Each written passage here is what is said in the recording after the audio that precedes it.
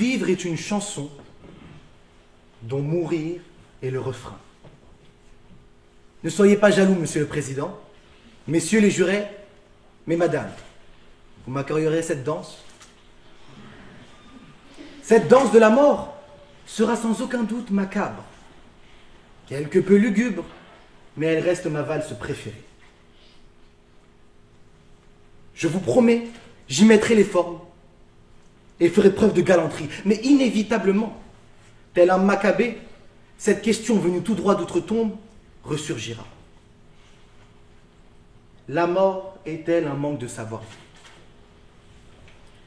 C'est une question épineuse qui remue au fond de chacun d'entre nous les émotions les plus virulentes. La réponse, elle, est pourtant évidente. Les mots savoir-vivre ont deux sens. Le premier est celui de l'éducation. Savoir-vivre, c'est être poli, être courtois. La logique est donc du côté de mon adversaire. Bah oui, hein, si on est mort, on vit plus, donc on peut plus savoir vivre.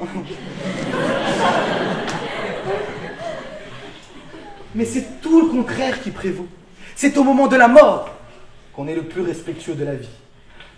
On ne détruit plus, on ne pollue plus, et mieux encore, on nourrit la terre que l'on a altérée durant tant d'années. Au final, mourir c'est poli.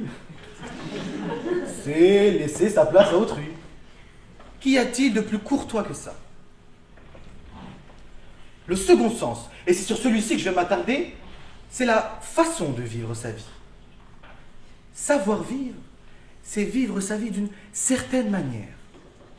La bonne. La mort aurait pour conséquence alors d'arrêter de vivre de la bonne manière. C'est faux. La mort n'est pas un manque de savoir vivre.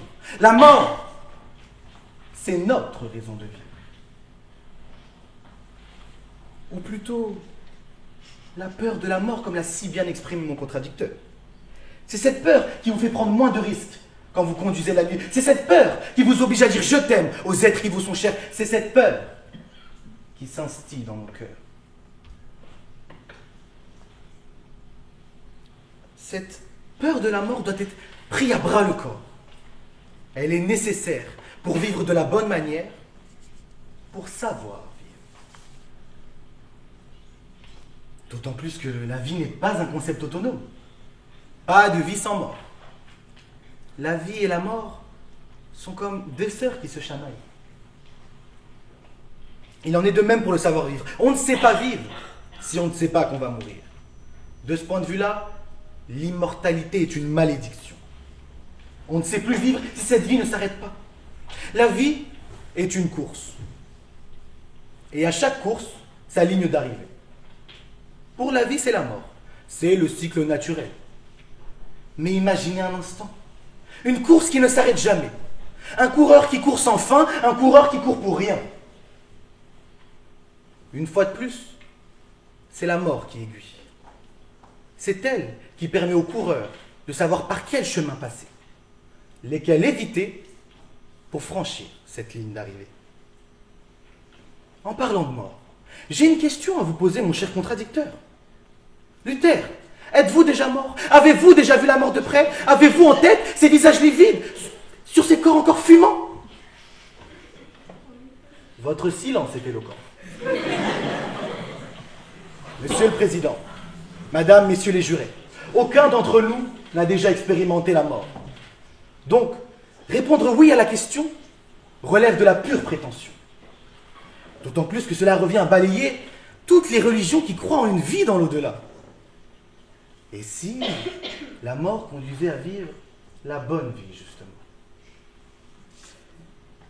Quoi qu'il en soit, la mort représente la dimension inconnue la plus radicale que l'on puisse imaginer. Un doute naît alors quant à la réponse à adopter.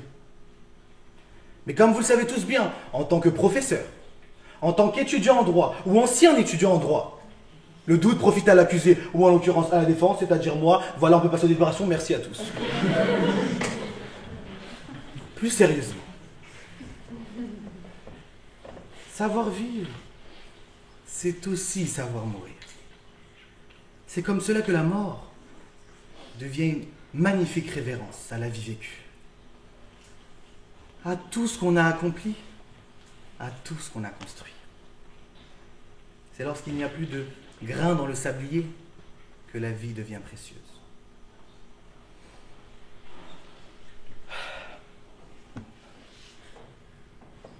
C'est le cas de Karl Lagerfeld qui nous a quittés hier. C'est sa mort qui a mis en exergue sa vie. C'est sa mort qui nous fait parler de lui. On pourrait me rétorquer, mais dans ce cas-là, pourquoi des personnes se suicident?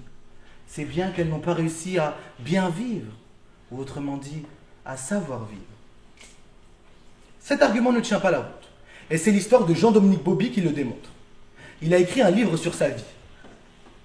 Il y raconte son attaque cérébrale qui a paralysé la totalité de son corps, excepté sa paupière gauche. Il ne pouvait plus s'alimenter, bouger, parler. Il ne peut que cligner de l'œil gauche. De cette façon. On lui lit l'alphabet, et lorsqu'il entend la lettre, il cligne de l'œil. Vous savez quelle a été la première phrase qu'il a prononcée? Je veux mourir. Cela démontre une seule chose. La vie peut parfois être une véritable prison. Et la mort est une libération. Attention, je précise, je préfère préciser du moins, je ne suis pas en train de vous inciter à vous suicider. C'est un délit qui est prévu par le code pénal, on est tous d'accord. D'autant plus que nous avons l'honneur d'avoir un procureur dans le jury, je n'aimerais pas me faire arrêter à la sortie, si vous voyez ce que je veux dire.